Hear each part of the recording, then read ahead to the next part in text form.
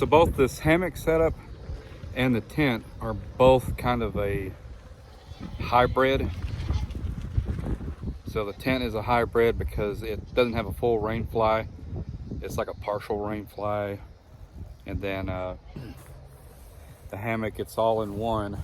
So you don't really have a full coverage tarp, traditional tarp that you use. This one here is integrated onto the tent. And you are able to remove this tarp as well. We'll do a in-depth look on this video another time. But so I want to kind of compare when you're camping in a storm, hammock versus tent, and these are the two items that I chose to use mainly because they're both around $90 to $100, and they're both kind of different, a little unique. But as far as being in a thunderstorm, which we had, I don't know if I want to be inside this hammock shelter. During rain and wind was okay, but when you have lightning, you know, you're tethered to trees, and that's just more of a, I think getting struck by lightning, your chances go up more when you're tethered to trees versus being on the ground in a tent. So that's just my opinion. So with this particular hammock, I'm kind of worried about this. Tarp doesn't really come down too far over the open area.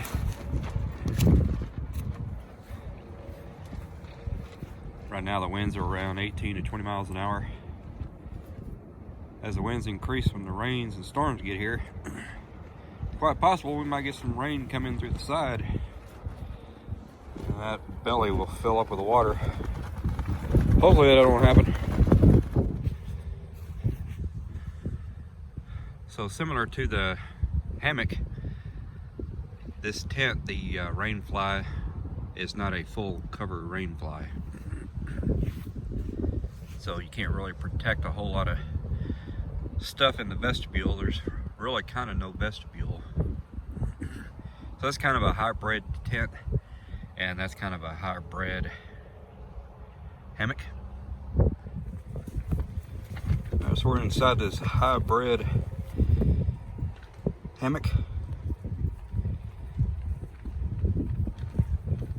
So right now it's just wind, no rains or storms yet. This thing flops around quite a bit. We're gonna zip up the bug net and Rainfly and check out the difference. Well, I'll tell you what, if you don't have this thing pitched properly, it is very hard to zip that Rainfly down. It just wants to pull apart from you. As you lay in here, it gets more tension. But you want to try to keep it as taut as you can for proper pitching. Oh, it was just a pain in the butt. If I was trying to get in here while it was raining, I would have been drenched, and then probably would have had a bunch of water in here as well. I'm not sure if this is a good hammock setup for bad weather. We shall see. So being in this particular tent without a full Rainfly and without a real vestibule, we're getting pretty good airflow. The window's down, but when the rains hit, we're gonna have to close these up because it'll definitely get rain in here, unless the rain is coming from back behind us. I think everything is coming from that direction though. So I probably should have turned the tent the other way, but oh well, I think the tent's set up where it's gonna be. So we'll just have to close this and hope that that is all waterproof. It should be. So Same thing with the other side here. There's another wave of storms. They keep going north and missing us. Hopefully this one will get us.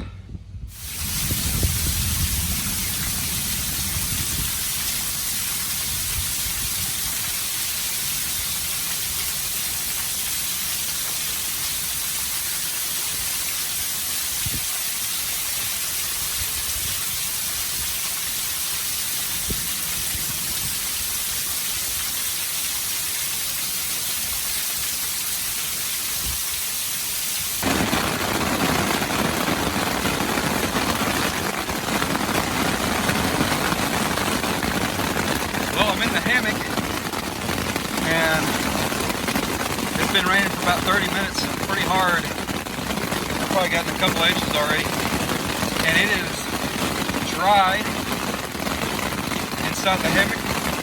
It's a little wet now from the water on me, and when I get into the hammock, of course, but I'm pretty surprised. So instead of opening that flap on the Rainfly, I just crouched down underneath and stood up inside here. Makes it a lot easier. You don't have to try to zip it back or anything like that. So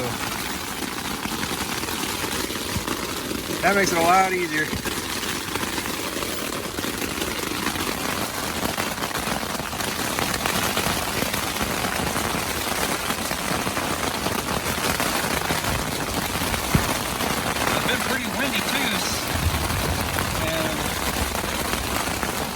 Got a couple of places here. This place here now, since I got in, I'm sagging quite a bit. Now I'm getting moisture right here because that flap keeps wanting to go up instead of staying down. And there's a little flap right here. If I can attach these two flaps right here together underneath, that would keep that from coming down. But since I've gotten in here now, everything is just kind of sagged lower.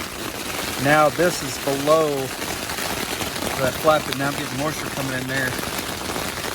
So that's an issue we'll have to address. But other than that, when it was in the rain by itself, without me in it, it was pretty dry, even with that flap not being down all the way.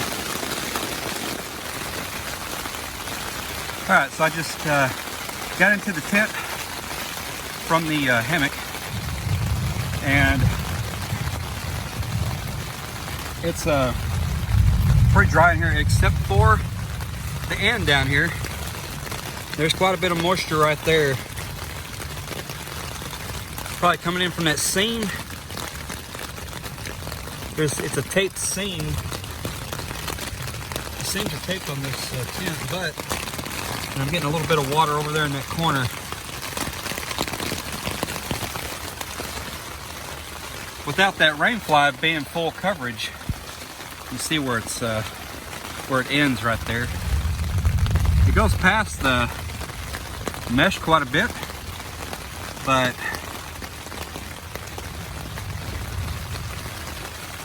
that water is not really beating off of that side panel too well. As far as this side, I got a little water here. That's from me coming in. And I do have some more water over here. So I was pretty impressed with this hammock system. It's kind of all-in-one hammock. And with the storms, I just had that one issue in the corner where when I get in, that we can't keep that flap down. I'll show you here. See how the flap is coming up. So it needs to go down. It won't stay in place like that. So when it does come up and I'm inside here, so now it's above the mesh. So that's where I was getting moisture coming in. but when it stays down, it did fine. So maybe we just get a clamp of some kind and clamp that on there.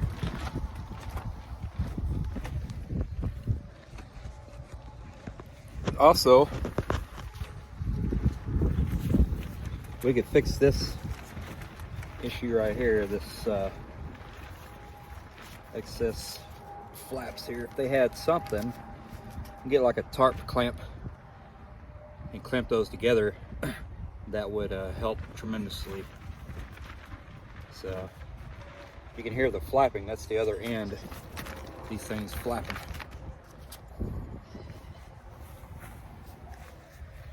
But overall, I'd say it was a success with this setup in the rain. As far as the tent, it is a Eureka tent.